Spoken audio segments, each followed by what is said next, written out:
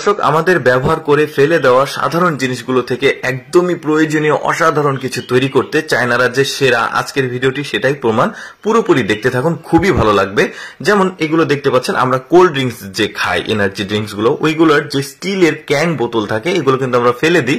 ওরা আবার এই বোতলগুলো সংগ্রহ করে চুলাতে নিয়ে আসে, প্রচন্ড তাপ দিয়ে, আগুন দিয়ে এগুলো লিকুইড তরল করা হয়। এই যে দেখতে পাচ্ছেন তরল হয়ে গেছে। এগুলো দিয়ে তৈরি করবে সিক্রেট কিছু জিনিস, যেগুলো দেখলে খুবই ভালো লাগবে। ভিডিওটা পুরোপুরি দেখতে থাকুন।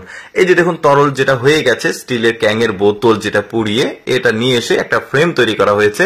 ওই ফ্রেমের মধ্যে যতটুকু পরিমাপ প্রয়োজন ওইটা তৈরি করতে, ততটুকু ওরা দিয়ে দিল। এটা তৈরি করা হবে, আমি বলে দিচ্ছি, কয়লা ফ্রাই প্যান, যেগুলো গিলটির আমরা বাজারে অনেক দামে কিনি, তারপরে লোহা, গিলটি, সিলভার, স্টিল আমরা অনেক দামে কিনি। ওরা কিন্তু খুব চমৎকার ভাবে একদমই কম খরচে ওরা তৈরি করে। এই যে দেখুন, এটা তৈরি করা হচ্ছে ফ্রাই প্যান। আগেরটা যে ফ্রেমের মধ্যে দিল ওইটা তৈরি করছিল কয়লা, আর এটা ফ্রাই প্যান। যখন হয়ে যাবে তখন বুঝতে পারবেন কতটা সুন্দর হলো জিনিসগুলো। এই যে দেখুন, এই পরিমাপ মতো নেওয়া প্রয়োজন। এটা আবার সে রেখে দিল। যতটুকু রেখে দেওয়ার পর এখন যে ফ্রেমের মধ্যে শুরুতে দিয়েছিল কয়লা, ওইটা এখন ওপেন করা হবে।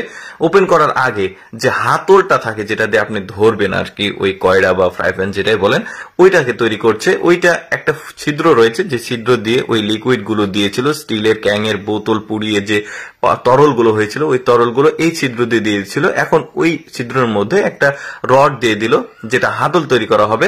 পাশাপাশি এই যে ফ্রাই প্যান দেখতে পাচ্ছেন, আগেরটা কিন্তু কয়লা ছিল আর এটা ফ্রাই প্যান, এটার মধ্যেও কিন্তু সেম পদ্ধতিতে ওই রড গুলো দিয়ে দেওয়া হলো। একটা রড দিচ্ছে, রড গুলো না, রডটি আর কি। তো দিয়ে দিচ্ছে, দিয়ে এখন একটু চাপ দিয়ে এটাকে শক্ত করা হচ্ছে। যখন শুকিয়ে যাবে, একদম ঠান্ডা হয়ে যাবে, তখন কিন্তু চমৎকার ভাবে হয়ে যাবে। প্রথমে একটা কয়লা যেটা তৈরি করছিল সেটাকে তোলা হচ্ছে। দেখুন সাবধানতার সাথে ধীরে ধীরে তুলছে, যাতে ভেঙে না যায়। এই যে দেখুন কি দারুণ চকচকে ঝকঝকে। এটা কিন্তু এখনো পরিপূর্ণ হয়নি, এটাকে কিন্তু আরেকটু ফিনিশিং দেওয়া বাকি আছে, যেটা একটু পরে আপনারা দেখতে পারবেন কিভাবে দিচ্ছে। এবার ফ্রাই প্যান যেটা তৈরি করলো, ওই ফ্রাই প্যানের যে ফ্রেম সেটাকে ওপেন করা হবে, একটু স্লোলি করা হচ্ছে যাতে নড়ে চড়ে না যায়।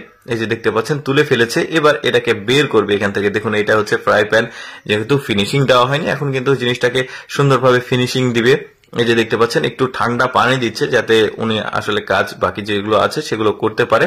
এখানে নিয়ে এসে ওই যে ড্রিল মেশিনের মতো আছে ওইটা দিয়ে, তার আগে কিন্তু এখানে ওই যে হাতল, যেটা কাঠের একটা হাতল লাগানো হচ্ছে ওই রডের মধ্যে, দিয়ে নাট দিয়ে টাইট দেওয়া হচ্ছে। এগুলোই কিন্তু আমরা আসলে ব্যবহার করি। দেখুন এই যে দেখতে পাচ্ছেন চারিদিক দিয়ে সুন্দরভাবে এটাকে ফিনিশিং দিচ্ছে, যাতে ঝাঁঝ কাটা না থাকে। এই যে খুব চমৎকার ভাবে।